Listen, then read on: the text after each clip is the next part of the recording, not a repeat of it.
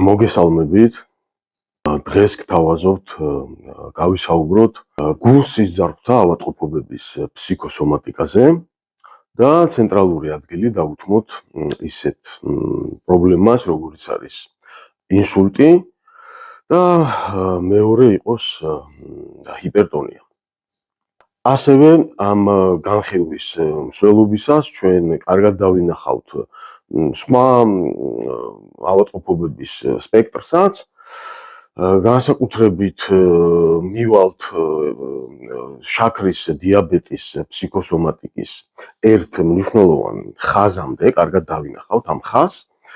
თუმცა მინდა ვთქვა, რომ ჭარბწონას, შაქრის დიაბეტს, ონკოლოგიას და სხვა ავადმყოფობების ფსიქოსომატიკას ცალკე დავუთმობ ყურადღებას, დეტალურად განვიხილავ და ამ განხილვაში ახლა ცენტრალური ყურადღება დაეთმობა ინსულტს და ჰიპერტონიას.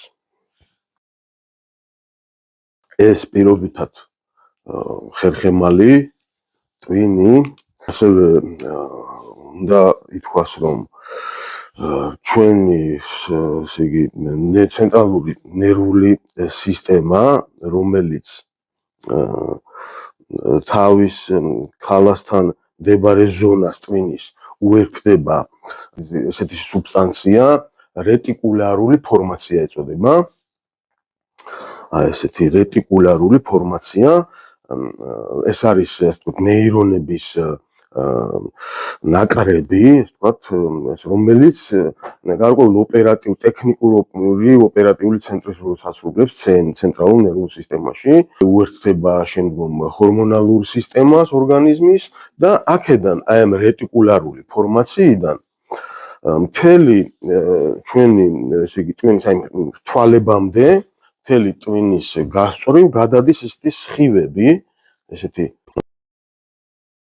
მოკლედ რომ ვთქვათ, კიდევ ცენტრალური ნერვული სისტემის აი თავარი ხერძი მიდის, აი სადაც თავის ძვალთან უკვე სადაც იწყება საწყისი მომენტი, სადაც არის ტვინის ღეროსთან ფაქტიურად და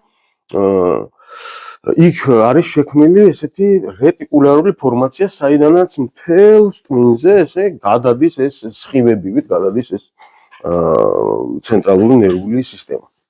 ესე მთავრდება და ბოლოებში ვიწროვდება, წვრილდება. თავის ტვინს სისხლი და მკვლევავი ელემენტები, მიეწოდება სისხლის მეშვეობით. სხვადასხვა არტერიების მეშვეობით, საძილე არტერიების, მაგრამ არსებობს ესეთი ხერხემლის არტერია, რომელიც კონკრეტულად ხერხემალში გადის, მალებს შორის, შუაში გადის. მართალია, ეს არტერია ტვინს ამარაგებს მხოლოდ მესამედით, ანუ მთლიანი სისხლის რაოდენობიდან, რაც ჩვენი ორგანიზმიდან მიეწოდება ტვინს, იმ რაოდენობიდან 30%-ს აწოდებს დაახლოებით ეს არტერია. მაგრამ ეს რატომ არის ძალიან მნიშვნელოვანი ეს არტერია? იმიტომ რომ ეს არის შეერთებული ეგრეთ წოდებულ თავის ტვინის უკანა მხარესთან და ეს უკანა მხარე ეგრეთ წოდებულ ნათხემს ეძახიან, ტვინის ღეროსთან არის შეერთებული და კეფის მხარესთან ტვინის და ესე იგი ეს არტერია ამარაგებს იმ ზონას ჩვენი ტვინის, რომელიც პასუხისმგებელია მხედველობაზე, სუნთქვა, მოტორიკა, სივრცეში ორიენტაცია, გულ-სისძარღვთა ორგანოები და ესე იგი კვება და ძალიან მნიშვნელოვან ზონას ამარაგებს სისხლით ეს არტერია და იმიტომაც დღევანდელი განხილვის ყურადღების ცენტრში სწორედ ის იქნება. გარდა ამისა, ჩვენს კისრის ზონაში არის ასევე ესეთი კუნთები, ესე იგი უკანა მხრიდან, ერთი კეფის მხრიდან, ესეთი დამჭერი და მამოძრავებელი კუნთებია და მეორე მხრივ არის კიდევ აი ამ ზონის კუნთები, ესე იგი, რომელიც ესეთი ცოტა ირიბი ფორმით არის განლაგებული და რა უნდა გავითვალისწინოთ ახლა მთელი ამ მიმოხილვის ცვლილობისას, რომ კუნთს აქვს ესეთი თვისება, რომ გარკვეული დროის გასვლის შემდგომ, ხო, თუ კი ის უმოძრაოდ არის განსაკუთრებით, ის ერთის მხრივ აი ჩვარივით ხდება, რბილდება და ელასტიურობა აღარ აქვს და მეორეს მხრივ კიდევ ქვავდება. ანუ გამაგრების ეფექტსაც იძლევა კუნთი გარკვეული დაზიანების შემთხვევაში. ჩვენს ტვინში, ადამიანის ტვინში არსებობს ეგრეთ წოდებული რეპტილური ტვინს ეძახიან, თუმცა მიუხედავად იმისა, რომ მილიონობით წლის ევოლუცია გვაქვს გამოვლილი აქვს ადამიანს და წარსულში ეს ყველაფერი ღრმა წარსულში, ჩვენს გაუცნობიერებელ და გაუკონტროლებას რეფლექსურ დონეზე არსებობს რამდენიმე ღილაკი ტვინში და ერთ-ერთი ღილაკი უზრუნველყოფს ადამიანის რეფლექტურ მოქმედებას, მაშინ როდესაც რაღაც საფრთხე ემუქრება მას, ანუ თუნდაც რაღაც უბრალოდ რაღაც ხმაური მოხდეს ახლა, ხო, რაღაც ჩამოვარდეს, ამაზე ავტომატურად ხდება აი ამ კუნთების ესე ადამიანი საფრთხეს როდესაც განიცდის, ავტომატურად ხდება აი ამ ღილაკზე დაჭერა, ამ ღილაკს უწოდოთ პირობითად იბრძოლო ან გაიქცე ეს ღილაკი, ანუ იბრძოლოს ან გაიქცეს, როდესაც საფრთხე იქნება. არ არის საჭირო გაცნობიერებული და რეალურად დამდგარი საფრთხე არსებობდეს, თუნდაც რაღაც უბრალო გახმაური მოხდეს, თქვათ ოთახში, სადაც ახლა თქვენი ყოფილებით, ადამიანი იქვე იწყებს ამ ზონის დაძაბვას და ეს გაუცნობიერებლად რეფლექსურ დონეზე მთელი ცხოვრების მანძილზე ხდება და ერთ-ერთი მომენტი, რაც აი ამ კუნთებს დაჭიმვას და ასე ვთქვათ გამაგრებას, დაქვავებას იწვევს, ეს ღილაკია სწორედ, რომელიც ადამიანს გააჩნია ევოლუციურად აქვს მას ეს ბიოლოგიურად გააჩნია ესეთი ღილაკი ტვინში. გარდა ამისა, აი ამ ზონის დაზიანებას, აი ხერხემლის, აი ამ ზონაზე გვაქვს ახლა ჩვენ საუბარი, ხო?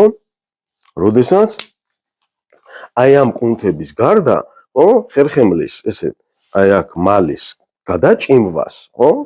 ასე ვთქვათ, მის ცვლილებას არანორმირებულ მდგომარეობაში მოხვედრას იწვევს ასევე ის, რომ ადამიანის ძილის პროცესი, სხვადასხვა ტიპის, ანუ ძირითადად ესე არის ადამიანი, ესე მუშაობის პროცესში, ბავშვობიდან სკოლაში მეცადინეობის დროს, სწავლის დროს, ხო?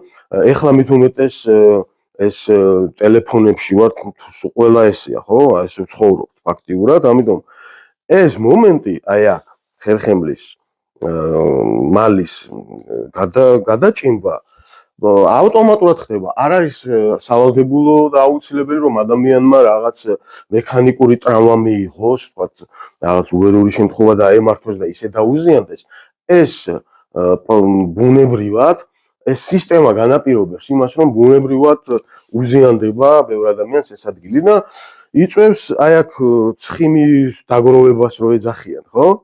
აი აქ უკან კეფაზე სინამდვილეში ეს აი ამ ტრავმიდან, ანუ დეფორმირებულია ხერხემალი და თუ კი თქვენ აქ უკან აი ესეთი სწორი ადგილის მაგივრად, ხო, ესეთი გამობურცულია აქ აი ამ ზონაში, ხო?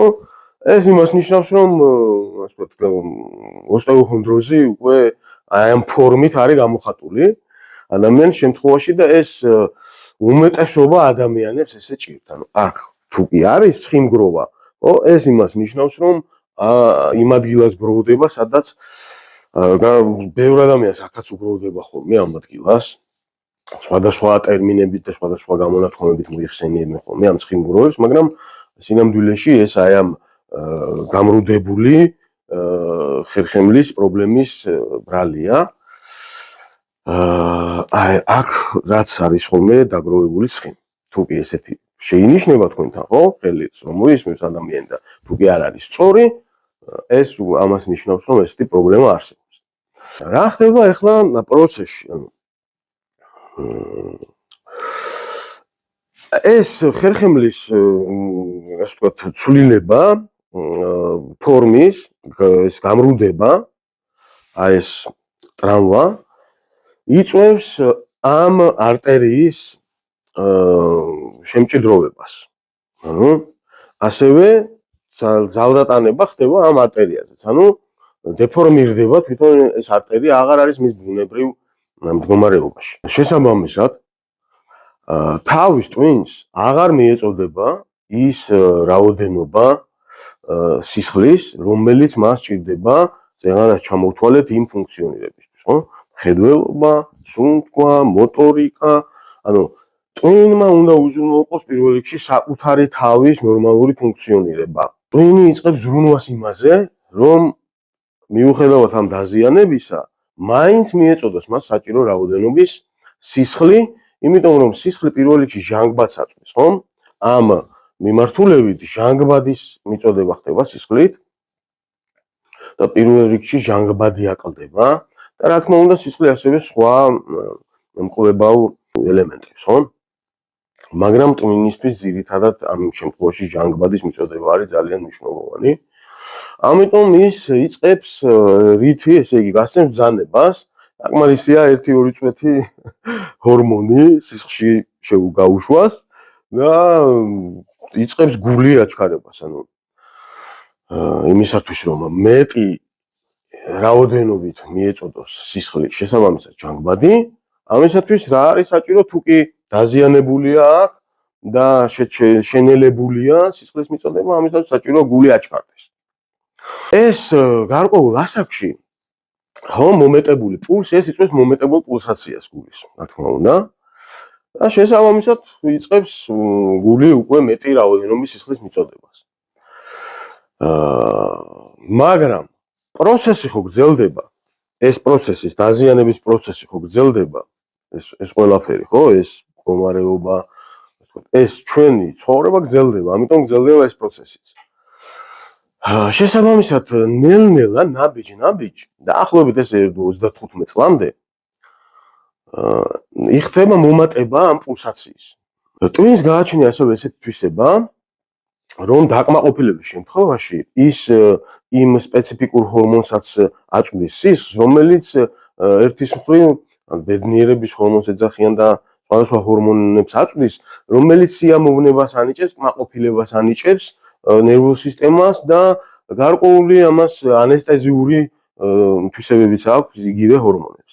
ამიტომ გარკვეულ პერიოდში, ხო, ადამიანი 35 წლამდე დაახლოებით ამას ვერ გრძნობს, აი მომეტებულ პულსაციას. თუმცა რაღაც გარკვეული წამლების მიღება, აბების, იქნება ეს უბრალოდ ვალერიანკა თუ სხვადასხვა ქიმიური წამლები, ამ პროცესში გარდაუვალად ხდება ხოლმე, მაგრამ პროცესი ხო გრძელდება, ეს არ აგვარებს ამ პრობლემას, ხო? ამიტომ რაღაც მომენტში ხდება უკვე გადაჭარბება, ანუ იმ დასაშვებ რაოდენობას აჭარბებს, მაგალითად 90-ს ცილდება პულსაცია და აქ უკვე ასე ვთქვათ, თავისუფლად შესაძლებელია ექიმთან მოხვდეს ადამიანი, რაღაც კურნალობა დაენიშნოს და რას უნიშნავენ ძირითადად აბებს უნიშნავენ დამამშვიდებელს, ხო, დამშვიდი, გულის კუნთის მომადუნებელს, მოსადუნებელს. ეს წამლები იწვევს ამ დამშვიდებას, ხო? თუ კი ჩქარა სწრაფად ცემს, პულსირებს, გული წყნარდება, ხო? წყნარდება, შესაბამისად სისხლი აღარ მიეწოდება ჟანგბადი. ამიტომ სისხლი ტვინი ყოველთვის ეძებს შემოვლით გზებს. თუ კი რაღაც მექანიკური ჩარევა მის ავტონომიურობაში, ხო? დამოუკიდებლობაში, ტვინი ხო ჩვენ ვართ. ტვინი ვართ ჩვენ, ხო? ამიტომ ჩვენ ყოველთვის ვეძებთ რაღაც გზებს. ბათაშორის კარგია თუ კი გაცნობიერებულად ხდება ამის ძიება, იმიტომ რომ გაუცნობიერებლად ამ ყველაფრის ძიება უფრო მეტ ცუდ რაღაცებს იწვევს. ტვინი იწყებს მეტი რაოდენობით ჰორმონის სტრესის ჰორმონის ჩაწყვეტებას სისხლში, იმისათვის რომ აჩქარდეს გული. უფრო მეტად ვიდრე ეს წამლებამდე იყო საჭირო, ხო? ამიტომ შესაბამისად ეს პროცესები გრძელდება. ირღვევა ბალანსი კვებითი და ასე შემდეგ, ანუ ამას მოყვება ძალიან ბევრი არასასურველი და გვერდითი უკუჩვენებები, ასე ვთქვათ, გვერდითი მოვლენები, რომელიც შემდგომ სხვადასხვა ავადმყოფობების სახით გვევლინება ხოლმე. რაღაც მომენტში აღარც ეს წამლებია საკმარისი, წამლების მომატებაც ხდება და ძირითადად ადამიანის პულსი, ანუ ეს გულის ცემა იმდენ დონეზე იმატებს, რომ ადამიანი ხდება ექიმთან. 90 ცილდება 100, 110 და უკვე ნუ ან სასწრაფოს იძახებენ, ან თავის ნებით მიდის, იმიტომ რომ გარდა იმისა, რომ ეს ეპიზოდურად ხდება, გარკვეული პერიოდის შემდგომ უკვე სისტემატურ ხასიათს იღებს, ამიტომ ნუ გარდაუვალია ეს მომენტი. იქ რა ხდება, ექიმი ისე უნიშნავს იმ ქიმიას, მოდუნება და ეს პროცესი, ასე ვთქვათ, გრძელდება. გული ტვინი ისე ვაწვის მეტ ჰორმონს, იმიტომ რომ შემოვლით გზებს ეწევს, იმიტომ რომ ჰაერი ჭირდება, მას ჟანგბადი ჭირდება, კვება ჭირდება, სისხლი მეტი რაოდენობით ჭირდება, ამიტომ რაც არ უნდა წამლები მიცეს ექიმებმა, ადამიანებს მაინც ხდება ის ჰორმონის გაშვება, რომელიც იწვევს მაინც გულის აჩქარებას და შეიძლება ეს ხშირად არ ხდება, მაგრამ პერიოდულად რაღაც სტრესულ მდგომარეობაში განსაკუთრებით უფრო მეტი დოზით ხდება ამ ჰორმონის გაშვება სისხლში. უნდა გავითვალისწინოთ ესეთი რაღაცა, რომ ჩვენს ორგანიზმს ხო გააჩნია ესეთი ლიმიტები აქვს რა, მოხმარების ლიმიტი აქვს, ანუ რაღაც ვადა აქვს, სიმყარის მისი საზღვარი აქვს რა, გარკვეულ მომენტში იღლება უბრალოდ ეს გულის კუნთი. ხო? თუ კი მაგალითად ორი პარკუჭი აქვს, რითიც რომლის მეშვეობითაც ის ასე ვთქვათ, ნასოსივით სისხლს მაშვება, ცირკულაციას ახდენს სისხლის. ხო და რაღაც მომენტში ერთ-ერთი პარკუჭი იღლება, გულის კუნთი იღლება და ერთ-ერთ კუნთს ტვინი ასვენებს. ანუ გინდა არ გინდა, თუ კი ეს იგივე სისწრაფით უნდა იმოქმედოს ამან, იწყებს მეორე პარკუჭი უფრო სწრაფად მოქმედებას. ეს უფრო ნელა. შესაბამისად, ამ პარკუჭში, რომელიც უფრო ნელა მოქმედებს, ხო? მოძრაობს ძირზე, პარკუჭის ძირზე ხდება სისხლის დატოვება, ტოვებს სისხლს, ანუ არ იკუმშება ბოლომდე კუნთი და ბოლომდე არ ხდება გამოდინება სისხლის. ამიტომ ძირზე რჩება სისხლი და დედდება. კოლტები იქმნება, ანუ შედედება ქვია, ტრომბი რასაც ქვია, იქმნება ესეთი მასა სისხლის. არანორმირებული მუშაობა გულის, ხო? დიდხანს მუდმივი არ არის, ხო, ესეთი. რაღაც მომენტში ტვინი ეძებს შემოვლით გზებს, რომ აღადგინოს მისი ავტონომიურობა და მისი დამოუკიდებელი ზემოქმედება ორგანიზმზე და ამიტომ ის აწვდის რაღაც გარკვეულ სტრესულ სიტუაციაში, აწვდის იმაზე კიდევ უფრო გაცილებით მეტ ჰორმონს, ვიდრე მანამდე იყო საჭირო იმისთვის, რომ აამოქმედოს, აამუშავოს ეს იმ ძველებური ეს ინტენსივობით გულის კუნთი და რაღაც მომენტში ერთბაშად ამომუშავდება ეს პარკუჭი და ხდება გამოდევნა ამ შედედებული სისხლის. ეს სისხლი მიედინება შედედებული ამ ზონაში ტვინის. მოგეხსენებათ, რაც უფრო უახლოვდება კაპილარულ ზონას, უფრო ვიწროვდება ისინი სადენები, ეს კაპილარები და სადღაც რომელიღაც ადგილას იჭედება ეს კოლტი, მაგრამ გული მუშაობს, ხო? გული ხომ მუშაობს ისე. ეს გაჭედილია. ეს ისე მუშაობს. ეს წნევა აწვევა ამას, ხო? სადაც გაიჭედა ეს ტრომბი. და რაღაც მომენტში ვერ უძლებს სადენი და სკდება. ეს საშინელი ტკივილებით ხასიათდება, თუმცა ბევრი ადამიანი გონებასაც კარგავს და რა ეწოდება ამ შემთხვევას? ინსულტი, ხო? ყველაფერი მთავრდება აი ამ მდგომარეობით, აქამდე მიდის ამ სტატუსით. ხო? ეხლა ჩვენ მივედით, ესე იგი ერთი ოფცია ტვინს აქვს ესეთი, რომ ააჩქაროს გული იმისთვის, რომ მეტი საკვები მიიღოს მან. თუმცა ამ ყველაფრით თუ არ მთავრდება, ეს პროცესი ხო გრძელდება, ეს წამლების დანიშვნა და კიდევ უფრო ამძიმეს მდგომარეობას, ანუ ეს ის დაღმავალი სპირალია, რომელშიც თუ ადამიანი შევიდა, ხო, რთული გამოსავალია იქიდან ძალიან. არსებობს ასევე მეორე ოფცია. მეორე ოფციაც ეს არის ისე ვიქварთ, რომ ტვინი ეძებს გამოსავალს ამ მდგომარეობიდან, უნდა რომ მისი მართლობა აღიდგინოს და მოძებნოს სხვა გზები, იმიტომ რომ ქიმია მაინც უცხო ჩარევა არის ორგანიზმში, ჩართულია მთელი იმუნური სისტემა, მთელი გაცილებით მეტ ზიანს აყენებს ორგანიზმს, ვიდრე ის მდგომარეობა, როდესაც ორგანიზმი თვითონ ახდენს ამ ყველაფრის რეგულაციას, ხო? ბუნებრივად ესეა. ამიტომ მეორე ოფციაც არსებობს, მოგეხსენებათ არტერია საერთოდ, არტერიებს აქვს ესეთი რბილოვანი კუნთებისგან შედგება, ელასტიური კუნთები აქვს გარშემო და ფაქტობრივად თვითონ არტერიაც ელასტიური კუნთია.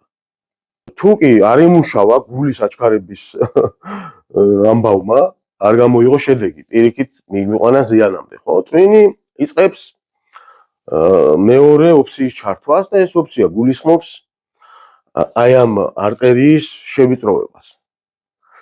იგივე პრინციპის მიხედვით ხდება ნერვულ სისტემისთვის ბრძანების მიცემა და ხდება ამ სადენის შევიწროვება. შესაბამისად, მიეწოდება უფრო მეტი ინტენსივობით, უფრო სწრაფად ხდება მიწოდება. პროცესი მაინც გრძელდება, ეს დაზიანების, ანუ ზიანის მიყენების პროცესი გრძელდება და გულისცემა აღარ არის, მაგრამ წნევა იმატებს. მე ენერგია აკლდება, მთლიანი იმუნური სისტემა იწყებს, ასე ვთქვათ, გაცილებით სხვა რეჟიმში მუშაობას, ადამიანს ენერგია ჭირდება, იღოვაკებითი სისტემა ორგანიზმში და რაღაც მომენტში ადამიანი იწყებს იმაზე მეტი ენერგიის მიღებას, ვიდრე მას შეუძლია დახარჯოს, ხო? ანუ აქ რაღაც ისეთი აქტივობა ვერ ახორციელებს ადამიანი ესეთი მდგომარეობის შემთხვევაში და შესაბამისად ხდება რა ამ ორგანიზმის მიერ გადადება ამ ენერგიის, ხო? და ცხიმის სახით გროვდება ეს ყველაფერი. ანუ თუ კი გადავიდა ტვინი ამ ოფციაზე, რომ შეავიწრო სხვის ძარღვები, რაც უფრო დრო გადის, უფრო მეტად ავიწროვებს. ამასაც ესეთი შეუქცევადობის ხასიათდება. რა ქვია იმ ავადმყოფობას, როდესაც გულის ცემა არ არის მაღალი, მაგრამ წნევა არტერიული ჰიპერტონია, ხო? აი ფსიქოსომატიკის ის დანახვით ჩვენ შეგვიძლია კიდე მთელი სპექტრი გულსის ძარღვთა და სხვადასხვა დაავადების, თირკმელები, იწვევს ეს არანორმირებული ეს ქიმიური ჩარევა და ეს ყველაფერი, ხო, იწვევს მეტი რაოდენობის სხვა ტიპის საკვების მიღებას იწყებს ადამიანი, უფრო ცხიმიანი ჭირდება, უფრო მეტი შაქარს იღებს, მეტა ორგანოებიც უზიანდება, შესაბამისად ორგანოებს, დაზიანებულ ორგანოებს ჭირდებათ მეტი სისხლი თუ ჭირდება ორგანოებს ტვინს მეტად უნდა შეავიწროვოს ეს არტერია იმისთვის რომ მიიღოს და შესაბამისად საბოლოო ჯამში ვიღებთ თქვენ ჯვარი წერია და ყველას ჯვარი წერია და ჰიპერტონია. გადავხედოთ ახლა ამ ორ მოვლენას, ესე იგი ერთ შემთხვევაში იწყება გულის აჩქარება და იღებს ადამიანი საბოლოო ჯამში ინსულტს, მეორე შემთხვევაში შევიწროვება არტერიის და ჰიპერტონიას იღებს. არსებობს კიდევ ერთი ოფცია, ესე იგი ბევრ შემთხვევაში აი ამ პროცესების ფონზე, ხო? თუ კი არც ერთი არ ამართლებს, ერთი ოფციაც აქვს კიდევ ორგანიზმს, ტვინი ახდენს ამას, ხო? ძირითადად სისხლის შედედება. ანუ სისხლის შედედება. ნუ ამასაც ქიმიურ პროცესებამდე მიყავს, ხა იგივე არის ეს, რომ თქვათ ერთ კუბ სისხლში, ხო? ანუ ერთი და იგივე რაოდენობაში შედედებულში უფრო მეტია ის დანარჩენი ის ჟანგბადიც და ის საკვები ელემენტებიც, ვიდრე თხელ სითხეში, ხო? და შესაბამისად ეს ქიმიური წამლები თვითონ იწვევს კიდევ ამ პროცესს რა, ამ სისხლის შედედებას, ამიტომ თუ კი სისხლის შედედების ოფციაზე გადადის, ეს გაცილებით უფრო სწრაფად იწვევს არასასურველ შედეგებს, იმიტომ რომ პარალელურად აძლევენ სისხლის გამათხელებელ პრეპარატებს, შესაბამისად თუ თხელდება სისხლი აღარ მიეწოდება საკვები ტვინს და იგივე პროცესი გაცილებით რთულ ფორმებში წარიმართება ხოლმე. ეხლა რა მინდა კიდევ თქვა, რომ ერთი ესეთი მომენტია, ახლა ეს არის ის ღილაკი, ჩვენ ახლა განვიარეთ, ის ღილაკი, როდესაც ადამიანი, როდესაც ტვინი ახდენს რეგულირებას აი ამ მექანიზმების მეშვეობით, რომელიც ახლა განვიხილეთ, ხო? და ანუ აქ ამ ღილაკზე, ხო, ძირითადი ზეწოლა მომდის აერობულ კვებაზე, ანუ როდესაც ჟანგბადით იკვებება ტვინი. მაგრამ ყველაზე ცუდი არის ის კიდევ, რომ თუ კი ჟანგბადით კვებას საერთოდ ვეღარ ახერხებს ტვინი, ხო? ორგანიზმი, მექანიზმი ვეღარ ახერხებს. ის იღებს გადაწყვეტილებას, რომ მაშინ კარგი, თუ კი ჟანგბადს არ მაწვდით, მაშინ დავიწყებთ მე შაქრით კვებას. შაქრით კვებას იწყებს ტვინი. ეს არის მეორე, ანუ გადაერთვება სხვა ტიპის კვებაზე. ტვინს შეუძლია ორგანიზმს გადართავს სხვა ტიპის კვებაზე. თუ კი მე ენერგიას და ჯანმრთელობას ვერ ვიღებ ესეთი ფორმით, მაშინ გადადის ანაერობულ კვებაზე ორგანიზმი. ამას ტვინი ახდენს თვითონ, რომ უკვე სხვანაირად არეგულირებს და აქ უკვე მთელი სპექტრი და განსაკუთრებით შაქრის დიაბეტამდე. ეს არის ერთ-ერთი ხაზი, ეხლა რაც ვისაუბრეთ და განვიხილეთ, ხო?